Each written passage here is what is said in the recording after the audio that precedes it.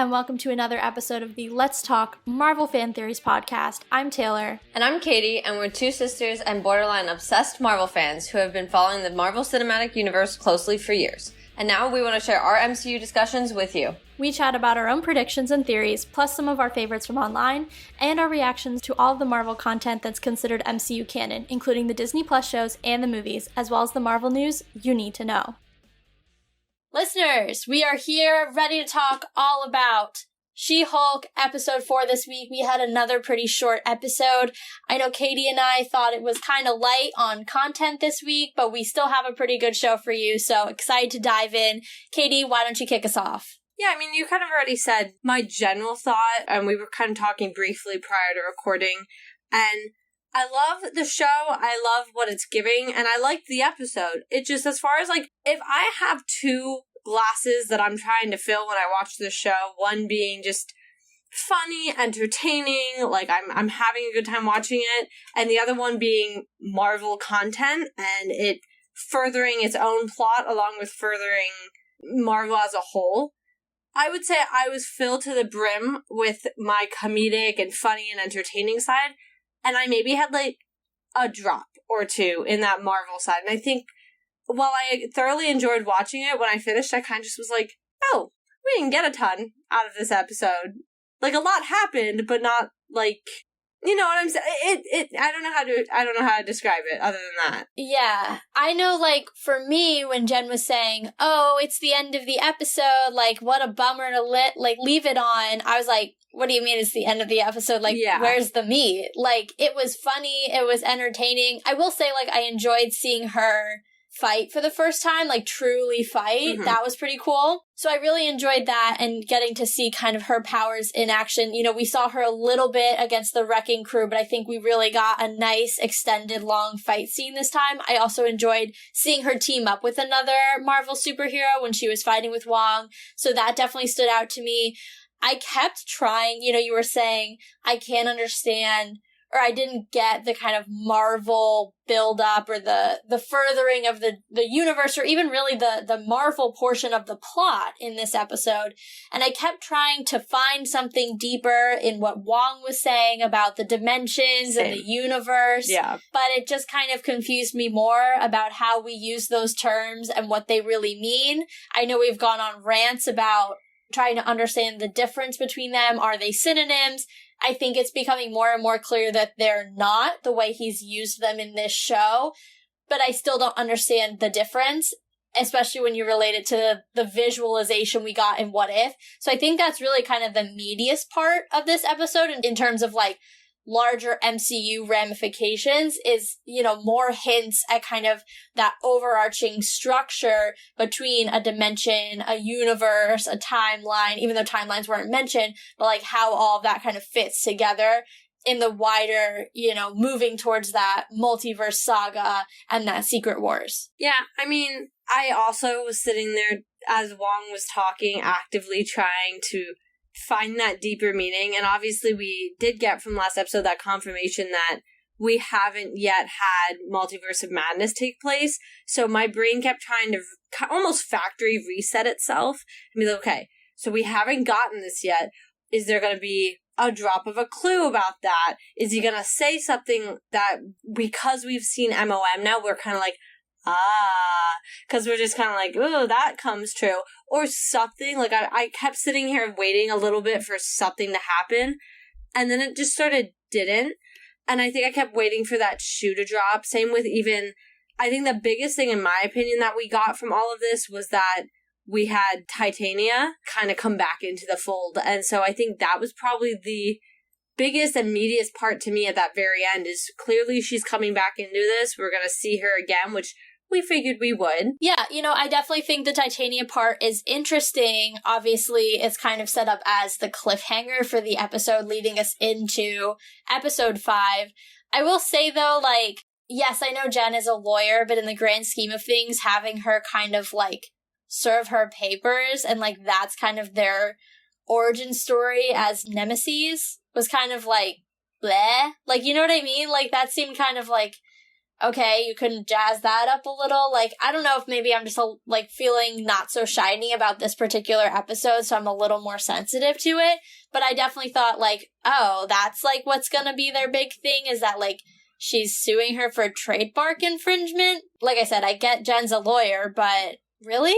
Yeah, I mean, so like I said, I think this is definitely the meatiest out of the continuation, and it did allow me to notice something, and that something being, this show is set up now that I've had 4 episodes to look at this in a way of 1 to 2 bleed together, 2 to 3 bleed together, 3 to 4 bleed together, and now 4 to 5 is going to bleed together.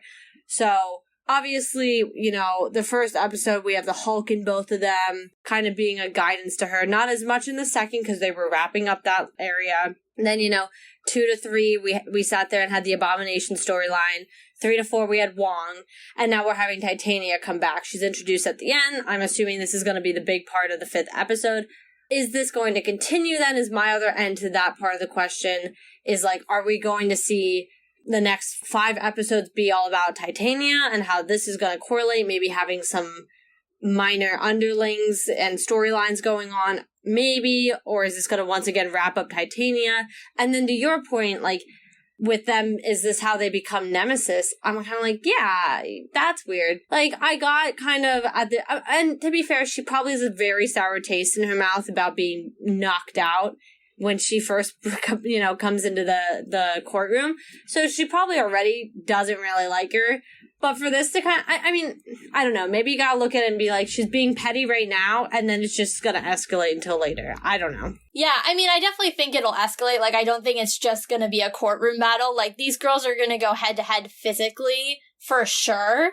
I guess I just thought to kick it off, really, like, yes, they had their little 30-second battle royale in the courtroom in episode 1, but like to really kick off their actual formal battle, you know, this way I just thought was kind of a little anticlimactic. I don't know, that disappointed me a little bit. Yeah, I mean, especially, and this is just me getting in the weeds, she isn't calling herself She-Hulk. Other people are. So, like, I kind of sit there and I'm like, how do you physically have a case? Yeah. Because, like, you can't really sue somebody who's not calling themselves that. Like, I could call, you know, you Black Widow all I want.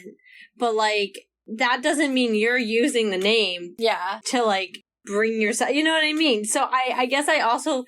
That was just maybe an in the weeds thing, but I also just was a little thrown off by that because I was like, I feel like that's a really loose... Oh, it's a flimsy argument at best. Yeah. So it all around just felt a little like, okay, to an already kind of like, okay episode. And I did find it entertaining. You know, I loved Wong being in it, and I want to talk a little bit about him just being there. I think him and Madison... Oh my gosh. I love them as a duo like, so much, and I don't know why.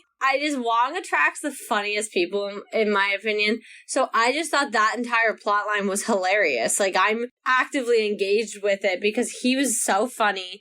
But I do think, you know, like I was kind of saying with the format of these episodes, my opinion is this is the last we see of Wong in She-Hulk. Very likely. I don't really see much more of a story coming from him. I really didn't even expect to see him from this episode, so I was glad we at least did, but to your point even earlier, the whole dimensions and whatever universes and blah, blah, blah he went on to talk about, I just was like, dude, I can't do this right now. I thought this was a lawyer show. Like, I already can't handle, like, legal, like, all that stuff. Please don't do it with me with that whole universe and everything else thing that you've got going on. I'm so confused. Yeah, I definitely was like I said, I was trying to analyze it and trying to like piece it together. And I was like, no, it does not make sense. Like, these pieces do not fit together in a way that makes any sense to me.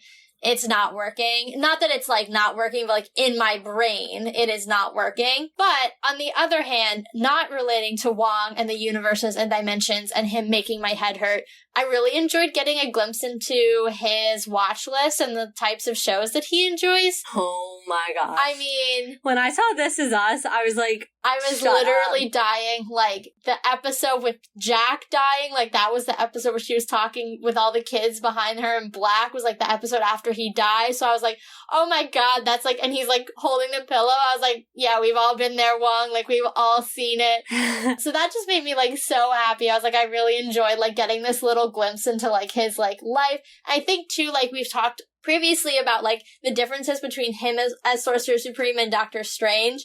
And this is more of, like, a personality thing, but, like, Doctor Strange is so, like, Mr. Serious, and, like, he's not, you know, he loosened up a little bit as time has gone on, but, like, especially in his first movie, he's, like, so, you know, regimented and serious and, like, not funny.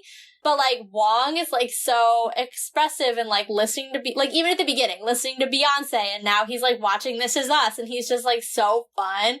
And so I really enjoyed, like, getting that perspective on him as well. Just even from, like, an entertainment standpoint. It has nothing to do with, like, the wider MCU or anything like that, but just a cool character beat. Yeah, honestly, I couldn't agree more. And I think the other end of it for me was that I liked really seeing that.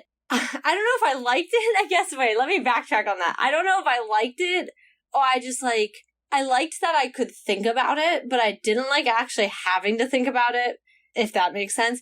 But the whole trying to apply, like, our legal rules and laws and everything else to something such as Kamar-Taj. Yeah. And now that I said it, I think it makes a lot more sense as to why I'm sitting here. Like, I don't know if I like thinking about it, but I like that it opened the door to think about it, because they're so different in realms. And when you're watching Doctor Strange, both of them at this point, and when you're watching and being at Kamar-Taj and you're seeing all this, you're kind of just like, okay, this is like a league of its own. Like, then She-Hulk's out here, well, did he sign like an NDA? Did he do this? Did he do that?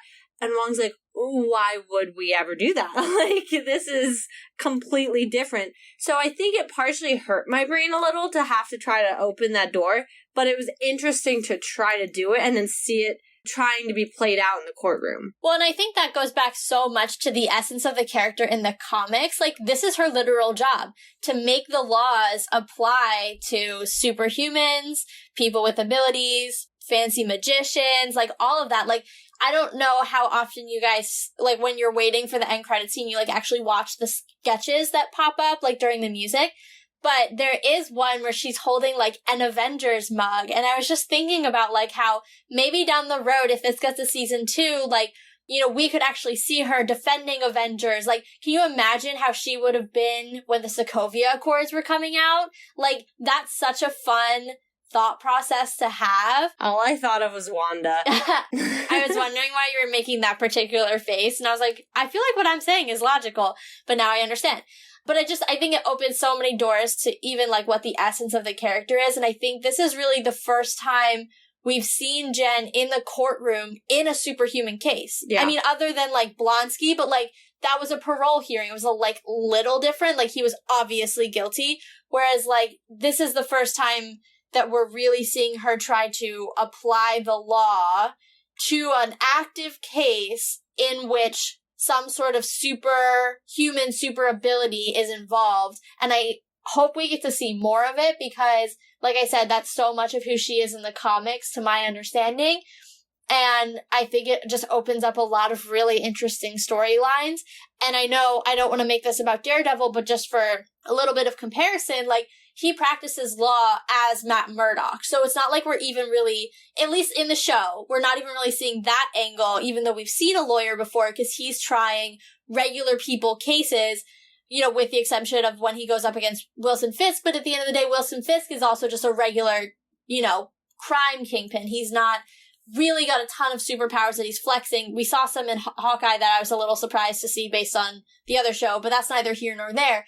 Just goes to show and just That'll to say... be a Daredevil discussion. Yeah, and to say that, like, you know, she's really the first lawyer that we've seen go at the superhero conundrum and how that relates to the law, even though we've had other lawyers officially in the MCU before. Well, I guess Matt helps Spider-Man, so... But they never go to court, so it's a little different. I still say She-Hulk's the first. Yeah, but he also is helping him in the sense of he's still not sitting there like, I'm Daredevil. Yeah. Like, he's still mad, you know.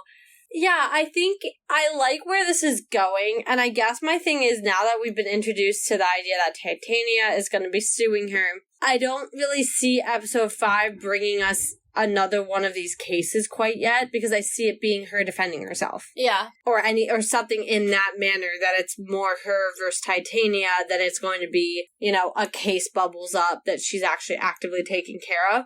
But I mean, to your point with the Sokovian Accords and all that, like, there's a lot behind our heroes. I mean, not to be this person, but our current Captain America literally was on the raft and was broken out by our former Captain America and then was on the run for multiple years. Yeah. So I don't mean to be that person, but even some of the, and I quote with quote hands, best of our best superheroes that are supposed to, represent some of the certain things that you would think a superhero is supposed to represent. I mean, look at Steve himself. Have sort of a track record. They have could use a lawyer. So I would love to kind of see that. I think that would also wrap it a little bit more. And not that it hasn't been wrapped into the MCU, but I think it would, on a bigger scale, wrap it in with some of these characters, really put her on the map.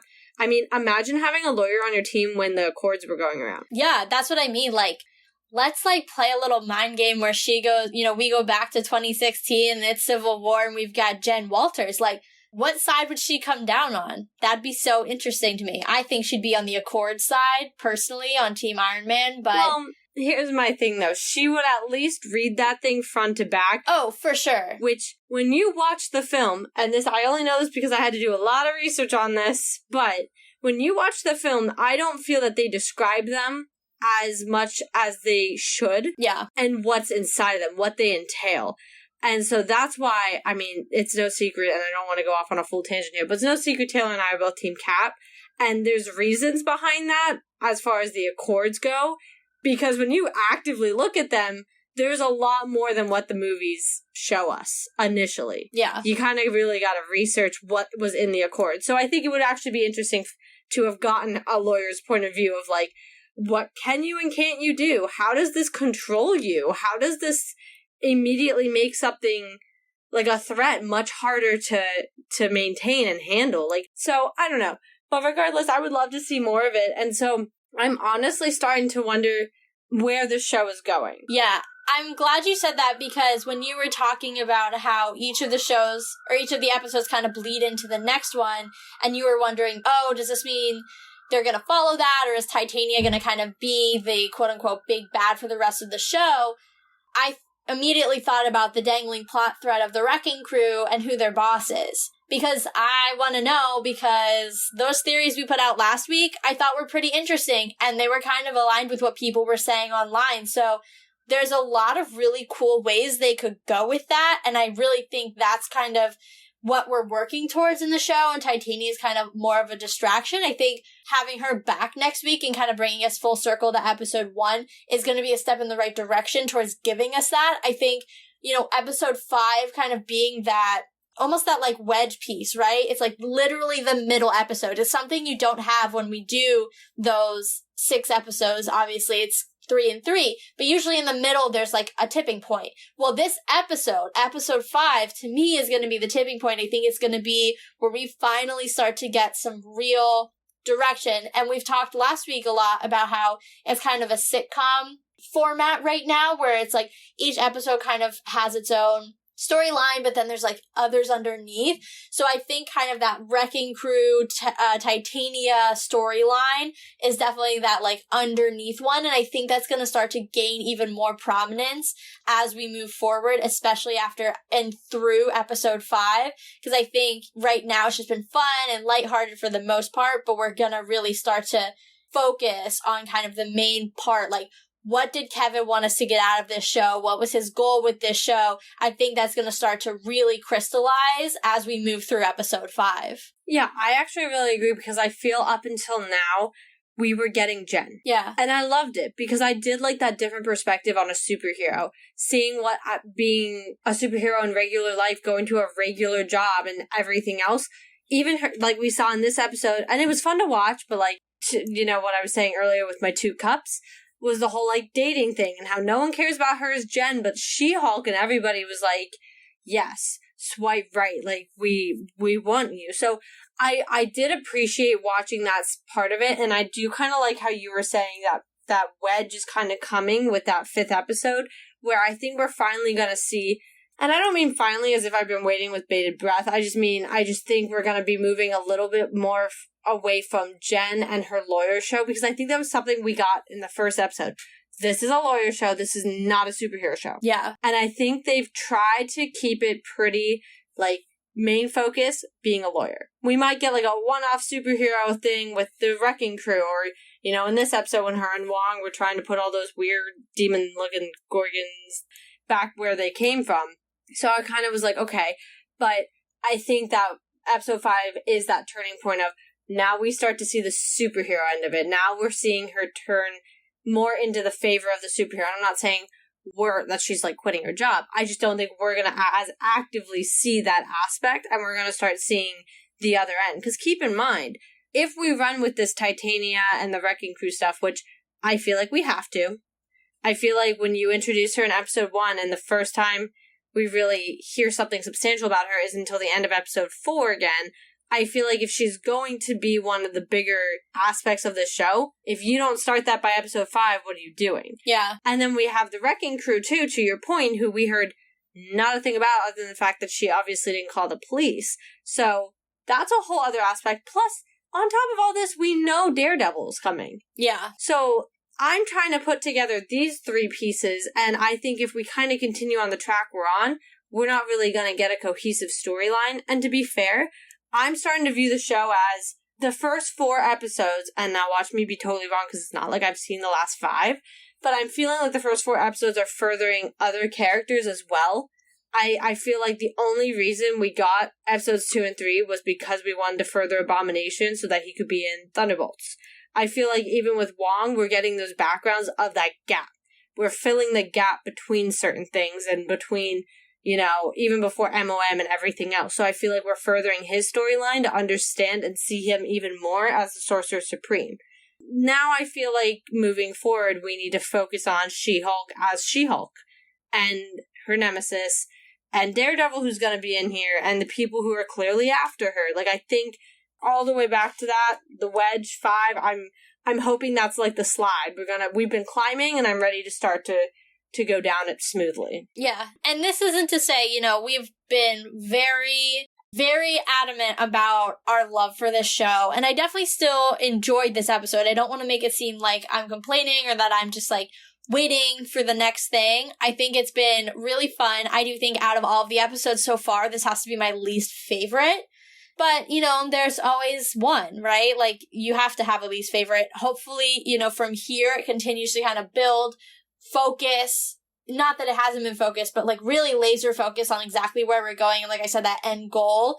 But it was still a very fun, entertaining episode. I related to a lot of it, which I think is one of my favorite things just about the show in general, is like so much of what Jen goes through. I'm like, oh man, girl, I have been there and done that. Like, I've had that experience. So I always just think that's so fun with her, more than any other character, I think, so far. So that was on full display this episode, so I will not complain about that in the slightest. No, I couldn't agree more. Everything about her is relatable. And that's why I wanted to do that, like, cup analogy, because it fulfilled me fully. Like, the show itself was still, I enjoyed watching it. I was actively actually watching it when the Queen passed away, and Taylor texted me telling me that. So I had to, like, take a pause and be like, well, I can't be laughing at She-Hulk because the Queen apparently just passed away. But, you know, I was sitting there watching it, I was enjoying it, and I was like, yeah, you know, I'm still enjoying everything I'm watching. I just think there was that little voice in my head that was like, this is a Marvel show, and I feel like as far as the Marvel plot, it needs to do a little more. Like, if you took out that aspect, I would have been sitting here like, nice. This is giving me, like, any other sitcom vibe. Well, even just more so than the Marvel plot, I felt like the quote-unquote, what we called it's not really the B plot from last episode, but, like, we've talked about how in many sitcoms there's, like, the sitcom episode arc, and then there's, like, the overarching arc of, like, the season. You gave, like, the Chandler and Monica example, which I think is so good. We didn't really further She-Hulk's Chandler and Monica trying to get a baby storyline at all. Outside of even, like, the whole idea of it being, like, more attached to the MCU, because I don't always need that. But even if we were just going to get, like, a little bit more on the Wrecking Crew or something like that, like, yes, in the last, minute, we got news that we're going to have Titania back next episode.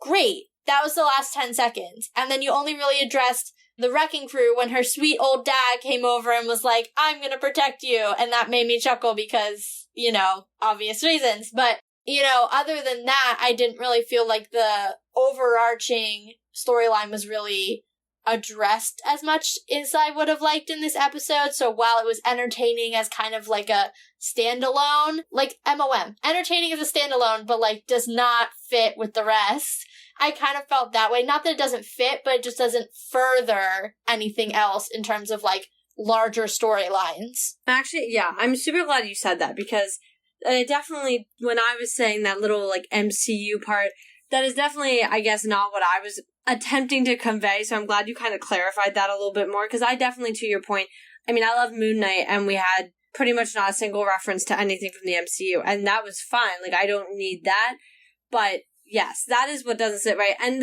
to be fair, her, Monica and Chandler trying to have a baby storyline is what is technically her origin. If you're running that storyline, that's actually, She-Hulk's first origin of, like, people are actively after her, and this is all going on. And we, to what you said, didn't really get that part. This episode just kind of missed the slide down. I don't know. But it just didn't quite cover that enough that it just was like, okay, we didn't really, like, go much further than where we were last week there.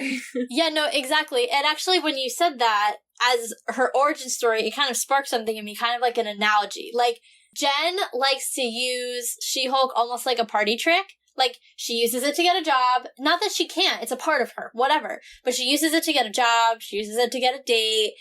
But, like, she is really shying away from the more serious aspects about what stepping into that identity really means. And I think more and more it's becoming clear that that's what Bruce's point was, and how, like, that fight that they had in episode 1, it's so much more clear now the way she views being She-Hulk and how she really does not want to be a superhero. She has zero desire. To her, that's just fun little, like a parlor trick she can do to get a job or get a date. It's not going to be something she actively does. How much did she complain when she was fighting with Wong about those demons? Like, yeah, I would have complained too. They were kind of gross. But, like, she just didn't even want to be there doing that, actively using her powers. But I think what we're going to see moving forward as well, and I think this is where we're going to especially see when Daredevil comes in, just because of the nature of that character, is we're going to see Jen realizing that being She-Hulk is way more than just a party trick. It comes with responsibility, whether she wants to take it on or not. It's like Hulk said, or Bruce said, I can't just say Hulk now. Like Bruce said, crap finds you when you're a Hulk. And she was really just thinking that. Yeah, like, you're crazy. Like, it's fine. But, like, it's already happening to her. And I think she's going to have a moment where she has to really sit down and say, like, my life is forever changed. Like, I can no longer just act like this is just something I choose to do when I choose to do it. Like, it's going to be an active part of my life because I can't run from it just because of the way the world is. Yeah, I totally agree. And that's why I kind of ping it as her origin, in the sense of this is her having to accept She-Hulk and her. Yeah. And I think that's something we also are seeing, kind of that inward struggle of, she sees Jen as kind of just like she doesn't think poorly of Jen because she is obviously herself, but like, she isn't looking in the mirror and like, I hate myself, but she definitely feels lesser than when she's She-Hulk, and she all of a sudden, this confidence comes out of her. And she definitely feels more comfortable, and which is interesting because that's kind of her not original form, I guess. And what's sad too is, like, you saying that about how she, is less confident as Jen and, like, feels better as She-Hulk. What's sad too is, like, that's constantly reinforced, like, to her. Yeah. That idea like the that dating. like she couldn't get any matches as Jen. Or the dude who straight up left in the morning when she was Jen and not She-Hulk. Exactly. Or the fact that she couldn't get a job as Jen, but she could get a job as She-Hulk. Like, it's constantly, reinvigorating that narrative in her head that She-Hulk, the parlor trick, the thing that she became out of an accident, is better than Jen. And then it's interesting because she fights so hard to be Jen and to live her life as Jen. I'm not going to date as She-Hulk. I'm going to date as Jen. But then she gets these constant messages that Jen isn't good enough. And that's like really sad. Well, and honestly, all I think about when I'm seeing this kind of struggle going on is that in the comics, eventually, She-Hulk, and I know I said this in the predictions episode, is exposed to more gamma radiation and eventually is permanently She-Hulk. And I almost wonder if while we're seeing this balancing trick she's trying to do, I don't entirely remember at one point, like, what the context of this happening is, but I also know she's a big player in Secret Wars. I would not be entirely shocked if this is her eventual, outcome, is that eventually we do see that she permanently becomes She-Hulk, because I think this balancing act isn't going to last much longer. And if you think about it, more and more of these episodes, we're seeing her as She-Hulk. Yeah. She is She-Hulk more and more each time. So I'm really starting to see that, and while, to your point, it is reinforced, unfortunately, and it's sad to watch. I mean, that guy who straight up was like, "Who are you?" I was like, "Bro, do you know? Like, are you dumb?" Yeah. Like, who do you think it is? Yeah. Like, what? And then he just was like, "I guess I'll leave." I was like, "What? So You're rude. such a butt." Yeah. Yeah. But, you see stuff like that, and they are all reinforcing it, and I wouldn't be entirely shocked if she kind of just accepts She-Hulk fully and who she is as She-Hulk 100%, and then eventually we see it come to fruition. But I don't know, it's been an interesting episode. We're really doing that dive into her character more and more each time, and I'll be intrigued to see what happens with her and She-Hulk's relationship of herself. Yeah, I did not love this episode, but in a weird way, it actually made me really, really excited for what's to come. Because I think it's almost like, we're going to give you this really quiet episode. We're going to give you this, just entertaining, but maybe not impactful episode in the terms of like moving the storyline along, like we said. But I think in some ways it's like prepping us for maybe a really good episode 5. Like, I'm really excited to see that kind of change. I'm excited to see what the back half of the show brings for us. And I'm just, pumped to keep going. I think it's going to be a good one. And I still enjoy this show. I think it's so far still my favorite of all of them. And I'm really excited for Daredevil too. So I know with every episode we get closer. So I am very much looking forward to that for sure. Yeah, my inner battle is just always constantly trying to figure out like where he's coming in. Because I wasn't entirely shocked. Well, one, we knew Abomination was going to be there, and we knew Wong. Well, okay, we obviously were confirmed all these guys in the trailer, but like Abomination, I was like, makes sense. She-Hulk, Bruce is her cousin. I don't even need a storyline to that. I know that just makes sense by like this. What is it? The 7 degrees of Kevin Bacon, Yeah, or 6 degrees, or whatever it is. Except in this case, it's literally 2. Yeah, and then Wong. No, well, there's your third. Wong then with Abomination. So I was like, okay, that also makes sense. Like, I can see where this all plays together.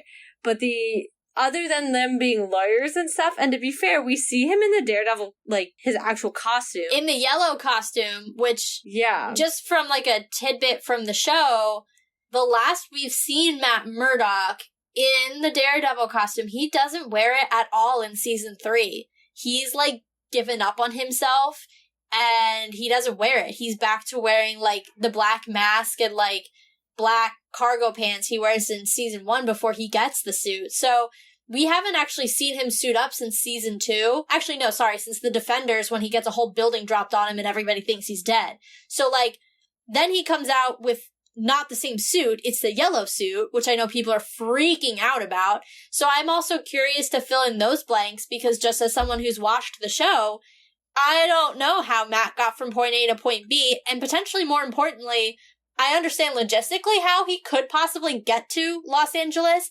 but why would he be there is, like, my bigger question, because, as I've said a million times, Matt, like, sleeps, breathes, bleeds, smells New York all the time. That's his thing. specifically Hell's Kitchen. He loves New York. And so, like, it would be weird for me to have him in LA. No, I agree. I think, and I know we talked about this in predictions episode, like, the only thing that sets them together is being lawyers. So they do make sense in the long run.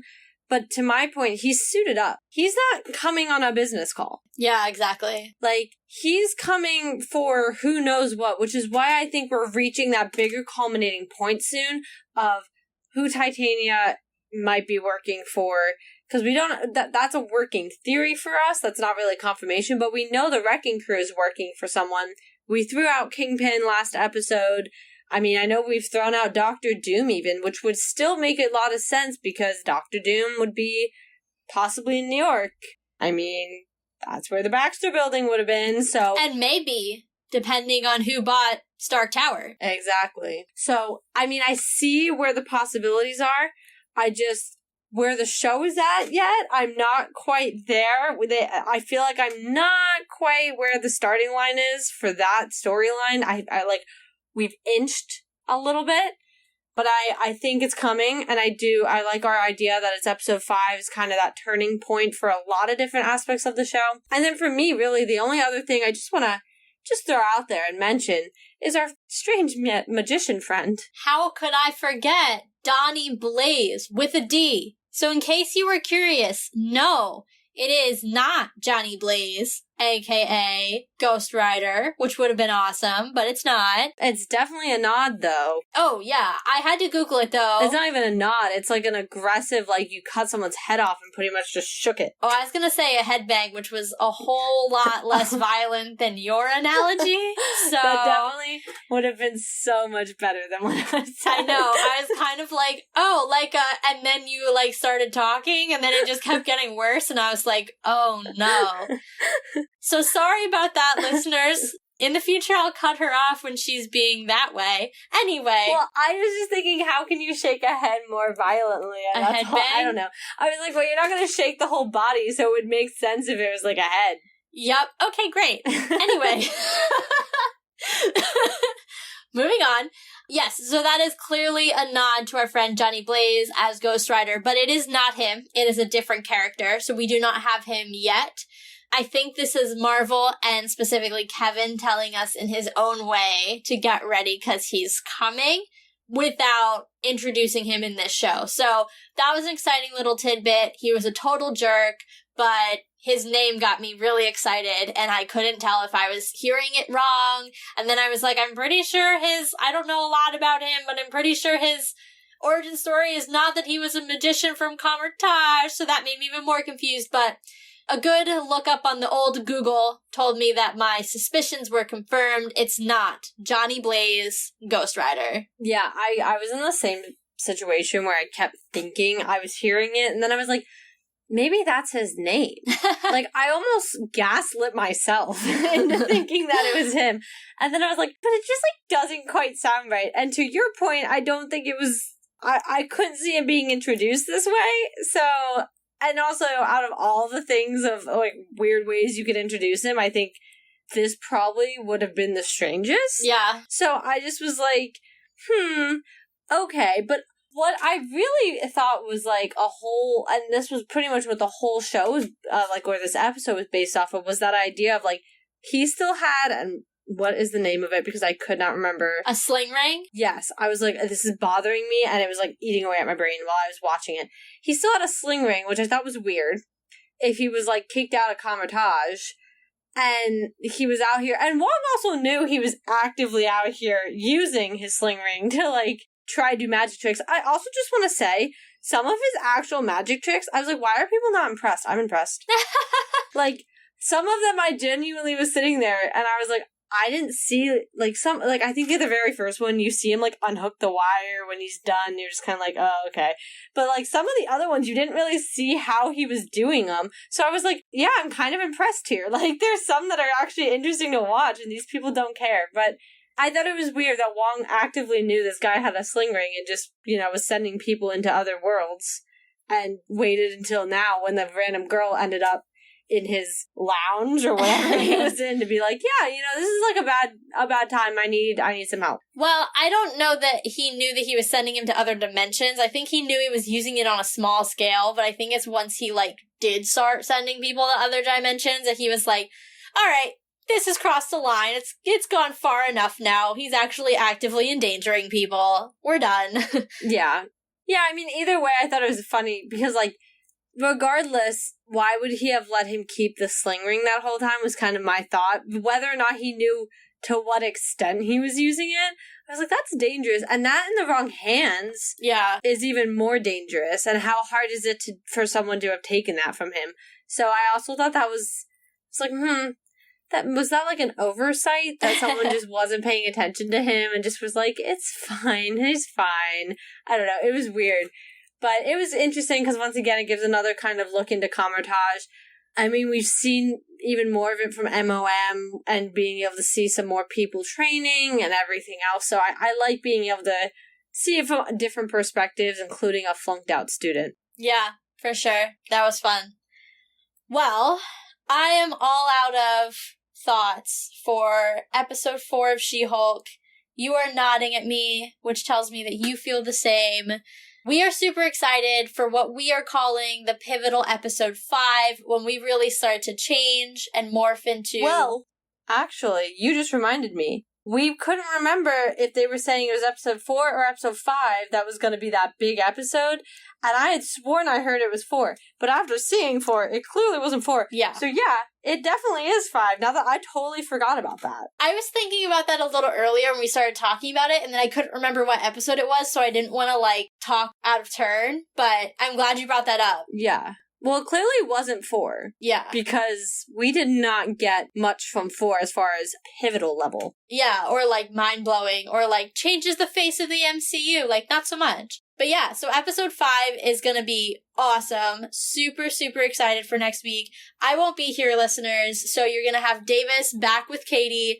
I'm a little bummed I don't get to talk about episode 5. I'm not gonna lie. Yeah, especially because it's supposed to be the big one. Yeah, I get to edit it, but I don't get to talk about it, so that kind of is rough. But I have a commitment, so it is what it is. But anyway, if you are looking forward to our coverage of episodes 5 through 9 of She-Hulk, you can subscribe to our show on your podcast platform of choice if you haven't already. You can also give us a rating or a review just to let us know what you think of our coverage, any thoughts, any suggestions. We'd love to hear from you always. And you can also check out our Redbubble shop, which is linked below for merch, as well as our blog where Katie does a ton of extra research to give you guys some extra context for the things we talk about on the episode, as well as things that we may have forgotten to talk about while live. Make sure you guys are also following us on Twitter at Let's Talk MFT. All of our blog and podcast episodes will be linked up on there as soon as they're coming out, along with any theories we might have had during the show, theories we're seeing online, memes. Really everything is going to be on Twitter, so make sure you guys are following that. And also make sure you guys are signing up for our newsletter. The September one just came out about a week ago, so the October one will be coming up. You got a little bit, but still make sure you guys are signing up so that goes right into your inbox on the very 1st of October. But until then, we're still covering She-Hulk. We'll be continuing to cover She-Hulk right into Wakanda Forever. So make sure you guys are keeping up with us and keeping up with Marvel's content, because Marvel just blew your mind. So let's talk about it.